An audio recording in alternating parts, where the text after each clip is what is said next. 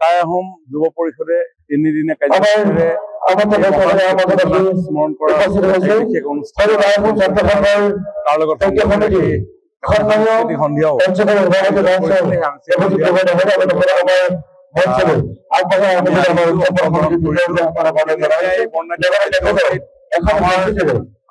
ক্ষুদ্ৰ যিসকল উদ্যোগী আছে কৰিবলৈ টাই আহোম যুৱ পৰিষদে বিগত উৎসাহিত তেওঁলোকে কৰি আহিছে। এই অনুষ্ঠানটো কাৰ্যসূচী উদ্যোগীসকলক উৎসাহিত কৰা আৰু লগতে আমাৰ পৰম্পৰাগত যি সাজ পোছাক বস্ত্ৰ এই বস্ত্ৰসমূহ তেখেতসকলে ব্ৰেণ্ডিং কৰি ৰাইজৰ মাজলৈ সেই বস্ত্ৰ শিল্পৰ লগত জড়িত শিল্পীসকলক উৎসাহিত কৰাৰ এক বিশেষ প্ৰয়াস তেখেতসকলে কৰে। আৰু লগতে এই অনুষ্ঠানটোত আমাৰ খেলুৱৈসকলকো উৎসাহিত কৰিবৰ কাৰণে তেওঁলোকে বিশেষ উদ্যোগ গ্ৰহণ কৰে। বিশেষভাৱে বডি বিল্ডিঙত জড়িত খেলুৱৈসকলক উৎসাহিত কৰিবৰ কাৰণে তেওঁলোকে প্ৰতিযোগিতা অনুষ্ঠিত কৰে।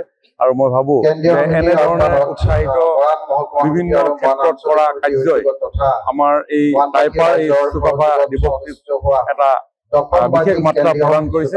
মই উদ্যোক্তাসকলক ধন্যবাদ আৰু এবাৰ দাবী তুলিছে যে মানে 16 আঘোণত যিহেতু চুকাফা অসমলৈ আহিছে, 2 ডিচেম্বৰ এইটো ৰাইজে আলোচনা কৰিছে, কোনো কথা নাই। এইটো আগতে 1987ত আৰু যদি আমাক নিমন্ত্ৰণ জনাইছিলে এই সমাজখনৰ সকলো লোকে চৰকাৰক এই বিষয়ে জনাই।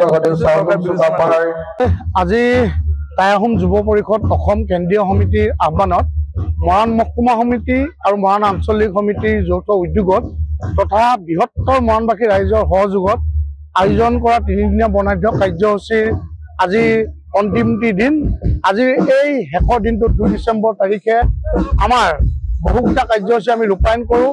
আজি অলপ আগতে আমাৰ মুকলি সভা অনুষ্ঠিত হৈ যায়। এই মুকলি সভাত অসমৰ প্ৰতিদিন টাইমৰ মুখ্য সম্পাদক নিতুমণি শইকীয়া ডাঙৰীয়া উপস্থিত থাকে। অসমৰ বহুতো জাতীয় জনগোষ্ঠীয় সংগঠন নেতৃত্ববৰ্গ ইয়াত উপস্থিত থাকে। আৰু আজি আমি মুংনুং চুংখাম নামেৰে এখন স্মৃতি গ্ৰন্থ প্ৰকাশ কৰি ৰাইজৰ মাজলৈ এৰি দিছোঁ। আৰু এই স্মৃতি গ্ৰন্থখন উন্মোচন কৰে মৰাণ মহাবিদ্যালয়ৰ অধ্যক্ষা মিতালী কোঁৱৰ ডাঙৰীয়ানীয়ে।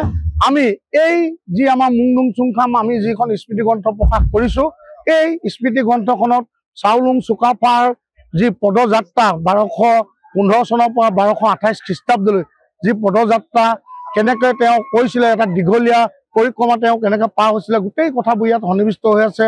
চাওলুং চুকাফাৰ 1228 পৰা লৈ পানি তেওঁ ৰাজত্ব কালৰ শেষলৈকে তেওঁ যিবোৰ কাম কৰি থৈ গ'ল, গোটেই কথাবোৰ সন্নিৱিষ্ট হৈ আছে। আমি সকলো ৰাইজক বিশেষকৈ ছাত্ৰ ছাত্ৰীসকলক চাওলুং চুকাফাৰ বিষয়ে জানিবলৈ হ'লে এই কিতাপখন আমি মৰাণ মহকুমা সমিতিৰ লগতে মৰাণ আঞ্চলিক সমিতি টাইপাৰ বিষয়ববীয়াসকলৰ পৰা তেওঁলোকক ল'বৰ কাৰণে আমি অনুৰোধ জনাইছোঁ। আৰু খন্তেক সময় আগতে আমি অসমৰ জনপ্ৰিয় কণ্ঠশিল্পী নীল আকাশ আৰু বিকশিতা যি গীতৰ শৰাই আছে, সেই সাংস্কৃতিক সন্ধিয়া উদ্বোধন কৰে অসম চৰকাৰৰ কেবিনেট মন্ত্ৰী বিমল বৰা ডাঙৰীয়াই। এই আপাহতে আমি বিমল বৰা ডাঙৰীয়াকো ধন্যবাদ জ্ঞাপন কৰিছোঁ। তেওঁলোকে আজি চৰাইদেউত চুকাফা দিৱস আয়োজন কৰিছে, অসম দিৱস আয়োজন কৰিছে। আমি এই আপাহতে তেওঁলোকলৈ ধন্যবাদ জ্ঞাপন কৰিছোঁ। আমি আপোনালোকৰ সংবাদ মাধ্যমৰ যোগেদি আমি মন্ত্ৰী বিমল বৰা ডাঙৰীয়াকো আমি কৈছোঁ যাতে 16 আঘোণ, এই 16 আঘোণ দিনৰ এটা পবিত্ৰ দিন, 1228 খ্ৰীষ্টাব্দত চাওফা স্বৰ্গদেউ চাওলুং চুকাফাই এই সমাপীঠত পদাপন্ন হৈছিলে। এই 16 আঘোণ তাৰিখটোহে অসম দিৱস পালন কৰিবলৈ আমি চৰকাৰক আহ্বান জনাইছোঁ।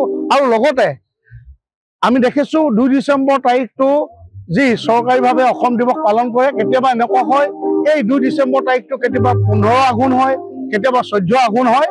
সেয়ে আমি অসম চৰকাৰৰ মাননীয় মুখ্যমন্ত্ৰী, এজন প্ৰভাৱশালী মুখ্যমন্ত্ৰী, এজন দক্ষ মুখ্যমন্ত্ৰী, আহোম জনগোষ্ঠীৰ কাৰণে চিন্তা চৰ্চা কৰা মুখ্যমন্ত্ৰী গৰাকীক আমি দাবী উত্থাপন কৰিছোঁ বুলিও কৈছোঁ, আহ্বানো কৈছোঁ যাতে আহোম জনগোষ্ঠীৰ এই পিতৃপুৰুষজনৰ, অসমীয়া পিতৃপুৰুষজনৰ এই 16 আঘোণ দিনটো অসম দিৱস হিচাপে ঘোষণা কৰিবলৈ আপোনালোকৰ সংবাদ মাধ্যমৰ যোগেদি পুনৰবাৰ আহ্বান জনাইছোঁ।